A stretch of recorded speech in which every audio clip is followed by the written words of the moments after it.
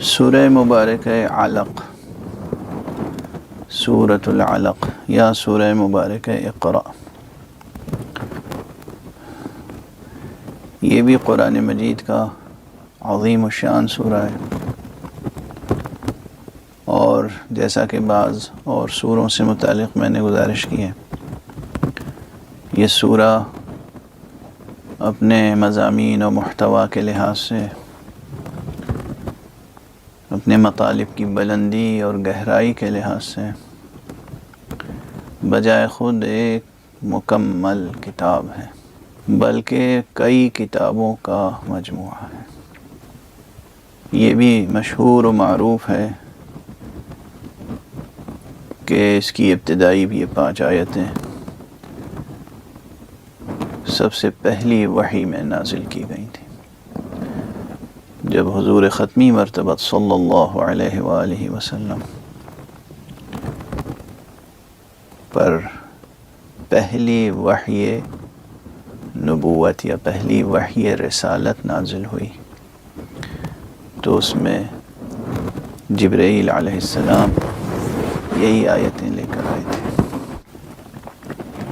حالانکہ اس کی آیتیں موجودہ جو مصاحف موجود ہیں درمیان میں مسلمانوں کے، تو 19 آیتیں ہیں غالباً، سورہ اقرا کی 19 آیتیں، لیکن اس میں اختلاف رہا ہے، یعنی اہل عراق یا مدرسہ کوفہ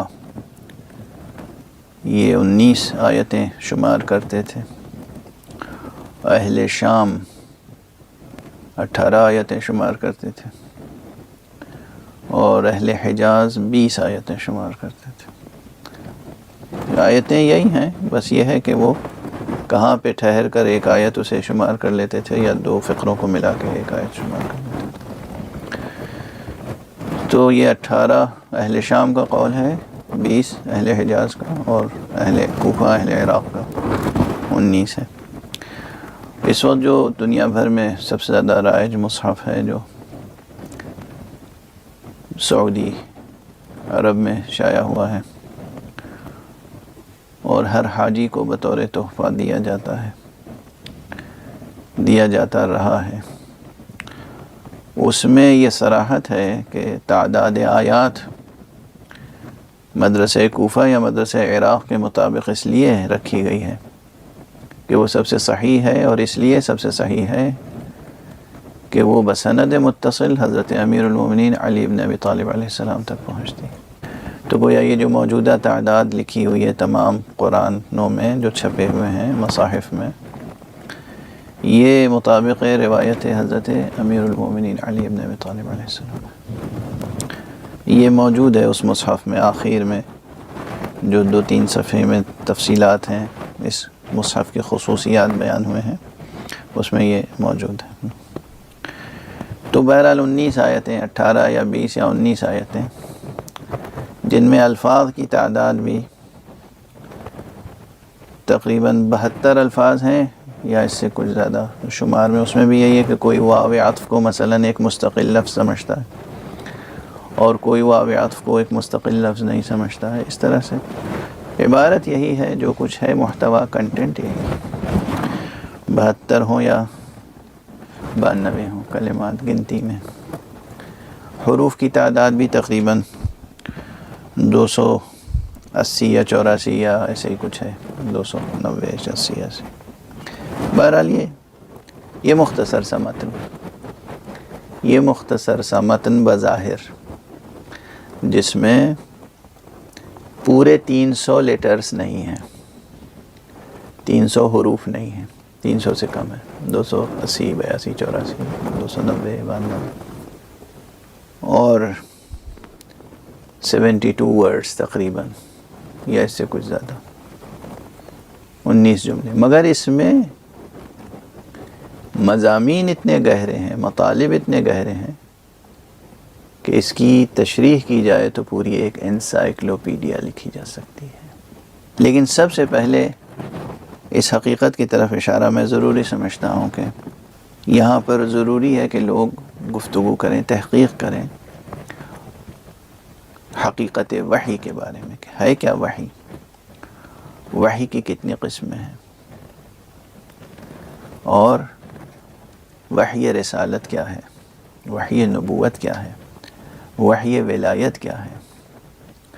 وحی کی اور بھی قسمیں ہیں، یعنی حق سبحانہ و تعالی وحی فرماتا ہے، الہام فرماتا ہے۔ اس وحی و الہام میں کیا فرق ہے؟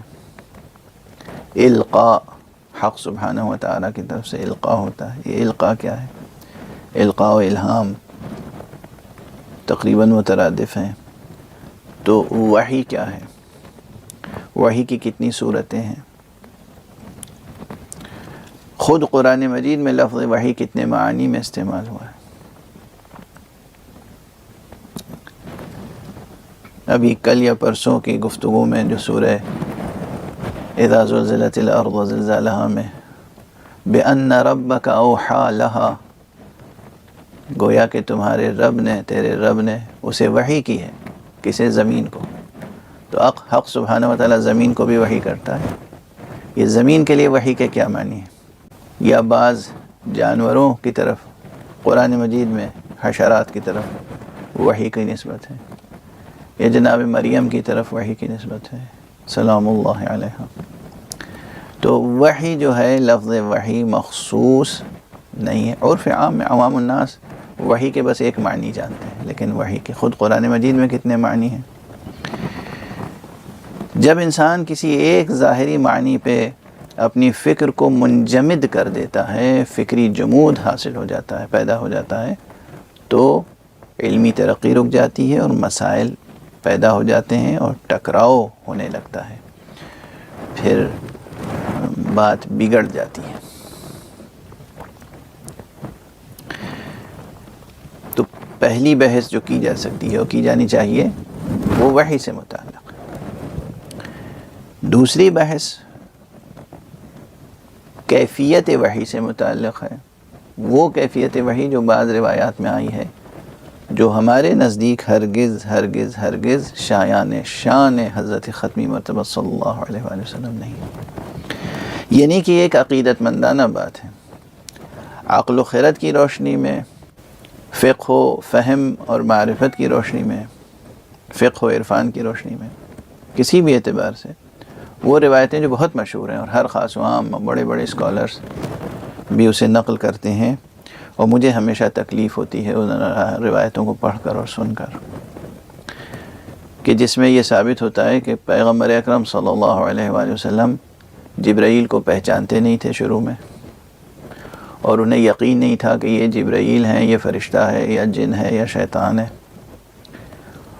اور پھر وہ جناب خدیجۃ الکبریٰ سلام اللہ علیہا سے بیان کرتے ہیں، اور وہ لے جاتی ہیں اپنے چچا زاد بھائی ورقہ ابن نوفل کے پاس، اور وہ بتاتے ہیں کہ یہ ناموس الہی ہے، یہ جبرائیل ہے۔ یہ سب میں توہین پیغمبر ہے۔ اللہ مرسل ہے، اللہ رسول بھیجنے والا ہے، اور محمد صلی اللہ علیہ وسلم اس کے رسول ہیں۔ درمیان میں جو واسطہ ہے اسے رسول نہیں پہچانتے، یہ ممکن ہے؟ بہرحال یہ کتنی ہی صحیح کتابوں میں لکھا ہو، کیسی ہی سند ہو، لیکن غور کرنے کی بات ہے کہ کیا اس سے شان رسالت محفوظ رہتی ہے یا مشکوک ہو جاتی ہے۔ ائمہ اہل بیت علیہم الصلاۃ والسلام کی طرف سے جو شان وحی اور جو کیفیت وحی بیان ہوئی ہے، مثلا کتاب التوحید میں جو علامہ صدوق علیہ الرحمہ کی ہے، یا بعض اور کتابوں میں، وہ یہ ہے کہ ہرگز ایسا نہیں ہے کہ حضور علیہ السلام جبرائیل کو نہ پہچانتے ہو۔ حضور علیہ السلام جبرائیل علیہ السلام کو پہلے سے پہچانتے تھے، جانتے تھے، اور جبرائیل علیہ السلام کبھی ایسا نہیں ہوا کہ حضور علیہ السلام کے گھر تشریف لائے ہوں بغیر اذن۔ آتے تھے، دروازے پہ کھڑے ہوتے تھے، اذن حاصل کرتے تھے، پھر گھر میں بیت الشرف میں داخل ہوتے تھے۔ یا رسول اللہ، اذن ہے، میں حاضر ہو جاؤں، پیام لایا ہوں آپ کے لیے۔ اور جب حضور کے سامنے حاضر ہوتے تھے تو اس طرح بیٹھتے تھے جیسے غلام ایک آقا کے سامنے بیٹھتا ہے۔ اب یہ باتیں جب ہم ذکر کرتے ہیں تو لوگ سمجھتے ہیں کہ غلو ہے، مبالغہ ہے، عقیدت مندی ہے، رسول کی شان کو بڑھانا ہے۔ یہ لوگ خود قرآن کو نہیں پڑھتے۔ اجمالاً اتنا تو ہے کہ حضرت محمد مصطفیٰ صلی اللہ علیہ وآلہ وسلم، حضرت ختمی مرتبہ صلی اللہ علیہ وآلہ وسلم، حضرت آدم علی نبینا علیہ السلام سے تو افضل ہے نا۔ اور حضرت آدم کی کیا شان لکھی ہے قرآن نے؟ حق سبحانہ و تعالیٰ نے تمام ملائکہ کو، تمام فرشتوں کو حکم دیا کہ آدم کے سامنے سجدہ کرو، اور خود قرآن نے کہا ہے کہ فسجد الملائکۃ کلہم اجمعون الا ابلیس، بس ایک ہے جس نے سجدہ نہیں کیا اور وہ ہے ابلیس، شیطان۔ باقی سب نے، سارے فرشتوں نے سجدہ کیا۔ تو سارے فرشتوں میں جبرائیل شامل ہیں، وہ جبرائیل جنہوں نے آدم کے پتلے کے سامنے سجدہ کیا ہے، تعظیم کا اظہار کیا ہے، اقرار کیا ہے عظمت آدم کا۔ محمد مصطفیٰ صلی اللہ علیہ وسلم کے سامنے ان کی کیا حیثیت ہوگی؟ خود محمد مصطفیٰ صلی اللہ علیہ وسلم جو آدم پر فضیلت و شرف رکھتے ہیں، اور جو سید کائنات ہیں، اور خود اللہ نے محمد صلی اللہ علیہ وسلم کو فرشتوں کا اور جبرائیل کا بھی سید و سردار اور آقا بنایا ہے۔ تو جبرائیل کی حیثیت ایک پیغام رساں کی ہے، اللہ سبحانہ و تعالی اور پیغمبر اکرم صلی اللہ علیہ وآلہ وسلم کے درمیان۔ یہ حقیقتیں نہ جانے کیوں سیاسی مسلمانوں نے اصل میں رسول اللہ کی عظمتوں کو مٹانے کے لیے کوئی کسر چھوڑی نہیں۔ بات یہ تو جب پہلی وحی نازل ہوئی تو اس میں یہ جو بیان ہے کہ حضرت جبرائیل علیہ السلام آئے، انہوں نے رسول اللہ کو کہا کہ پڑھو، اور حضور نے کہا میں تو نہیں پڑھنا جانتا، اور پھر کہا پڑھو، اور پھر پکڑا رسول کو، دبوچا، اور ایسا دبوچا کہ جیسے معلوم ہوتا تھا کہ رسول کی جان نکل جائے گی۔ یہ سب ایسا بیان ہے جو سب جعلی بیان ہے، اصل شایع نشان رسالت نہیں، کوئی تعلق نہیں۔ رحمان و رحیم و کریم و عزیز پروردگار کی طرف سے ایک پیغام آیا ہے، پیغمبر اس کے حامل ہیں، حامل رسالت ہیں، ایک پیغام لے کر جبرائیل آئے ہیں، اور وہ آ کے دبوچ رہے ہیں جیسے معلوم ہوتا ہے کہ رسول کی جان نکل جائے گی۔ یہ مطلب اس طرح کا بیان ہے جو کہ کسی بھی اعتبار سے، کسی بھی زاویے سے، کسی بھی اعتبار سے قابل فہم نہیں ہے، اور لوگوں کی عقلوں پہ ایسا جادو اور سحر کیا ہے سیاست مداروں نے کہ وہ ان باتوں کو اس طرح بیان کرتے رہتے ہیں جیسے کوئی بات ہی نہیں۔ ابتداء وحی یقیناً جبرائیل علیہ السلام تشریف لائے، اور تنہا تشریف نہیں لائے، آپ کے ساتھ ملائکہ کی فوج تھی پوری، کئی لحاظ سے، تعظیم قرآن کے لحاظ سے بھی، قرآن لے کر آ رہے تھے، اور تعظیم پیغمبر کے لحاظ سے بھی، پیغمبر کی بعثت ہو رہی ہے، پیغمبر پہ وحی ہو رہی ہے، وہ بھی کون پیغمبر؟ پیغمبر خاتم۔ یعنی یہ تقریب ذہن کے لیے میں کہہ رہا ہوں کہ جیسے کسی وزیر اعظم کی حلف برداری ہوتی ہے، تقریب ہوتی ہے، کسی بادشاہ کی حلف برداری ہوتی ہے، پہلا دن جو ہوتا ہے تو ایک جشن کا دن ہوتا ہے، اور کچھ پروٹوکول ہیں، فوج سلامی دیتی ہے بطور خاص، اور اللہ کی سب سے بڑی فوج ملائکہ کی فوج ہے۔ تو یہ فوج ملائکہ کی پوری فوج آئی جبرائیل علیہ السلام کے ساتھ، اور اس نے حضور علیہ السلام کی خدمت میں تعظیم کے مراتب و مراسم پیش کیے، اور جبرائیل علیہ السلام نے آپ سے کہا کہ بس اب وقت آ گیا ہے، اس کا ترجمہ ریڈ نہ کیجیے گا، اقرا کا پروکلیم، بس اب آپ اعلان کر دیجیے، بس اب اٹھ جائیے، اعلان کر دیجیے۔ ورنہ قرآن تو ذات مصطفیٰ صلی اللہ علیہ وآلہ وسلم کا وجود کتبی ہے، اور یہی وجود کتبی جب وجود خارجی پیدا کرتا ہے تو حضرت محمد مصطفیٰ صلی اللہ علیہ وسلم کی ذات گرامی وجود میں آتی ہے۔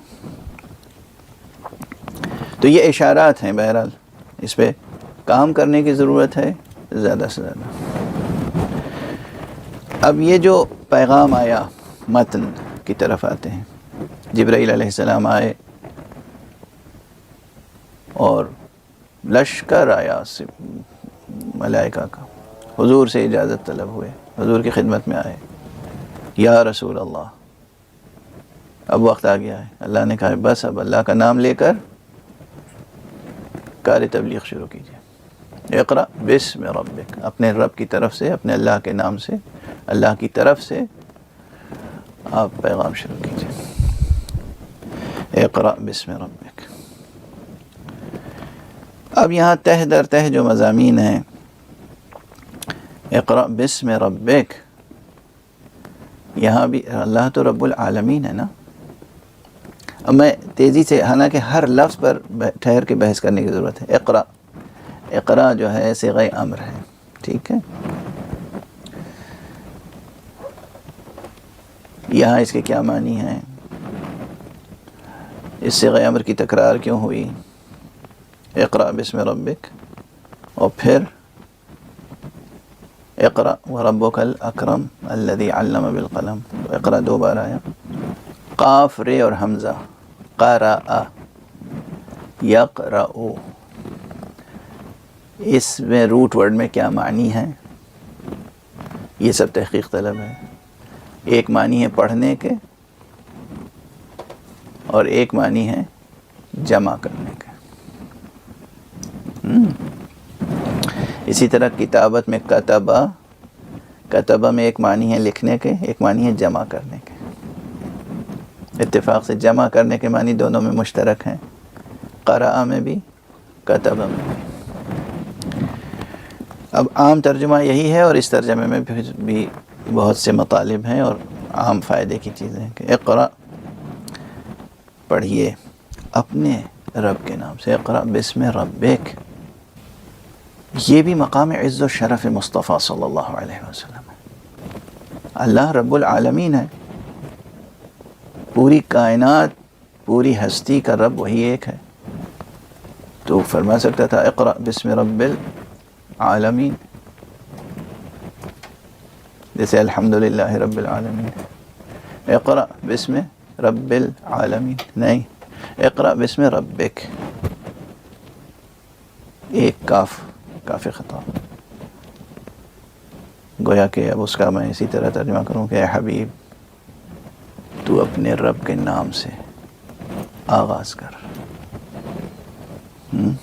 یہ جو ایک سے رشتہ قائم کیا جا رہا ہے، یہ جس سے رشتہ قائم کیا جا رہا ہے اس کی عظمت پہ دلیل ہے، اس کی تعظیم ہے، اس کی تکریم ہے۔ ہمیں حق پہنچتا ہے کہ جس طرح فرعون کے زمانے میں لوگوں نے کہا تھا جو ایمان لائے تھے کہ آمنا برب موسیٰ و ہارون، ہم کہیں آمنا برب محمد و علی، ہم ایمان لائے ہیں محمد اور علی کے پروردگار پر، ہم ایمان لائے ہیں مصطفیٰ و مرتضیٰ کے پروردگار پر۔ آمنا برب محمد المصطفیٰ، محمد مصطفیٰ کے پروردگار پہ ہم ایمان لائے، وہی رب سب کا رب ہے۔ مگر یہاں اقرأ بسم ربک، اقرأ بسم ربک الذی خلق، وہ رب جس نے پیدا کیا۔ اب یہاں بھی ہے، خلق سے مراد پوری خلقت بھی ہو سکتی ہے کہ سب کو پیدا کیا، اور مفسرین نے یہ قول نقل بھی کیا ہے کہ نہیں، وہ رب جس نے آپ کو پیدا کیا۔ اللہ نے سب چیز پیدا کی، لیکن اللہ وہ ہے جس نے محمد کو پیدا کیا ہے صلی اللہ علیہ وآلہ وسلم، جس نے آپ کا نور خلق کیا ہے، جس نے آپ کو پیدا کیا۔ اقرأ بسم ربک الذی خلق، اب اس کے بعد دوبارہ کا خلق الانسان من علق۔ ظاہری تفسیر یہی ہے کہ اس میں انسان سے سارے انسان مراد ہیں، یہ تفسیر اپنی جگہ محکم ہے، مستحکم ہے۔ انسان کو پیدا کیا علق سے، علق سے مراد کیا ہے؟ وہی جو ایمبرائیولوجی میں آپ لوگ سب لوگ پڑھتے ہیں کہ مرد اور عورت کے نطفوں سے مل کر بچہ وجود میں آتا ہے۔ لیکن باطنی تفسیر و تعویل کچھ اور بھی ہے یہاں پر،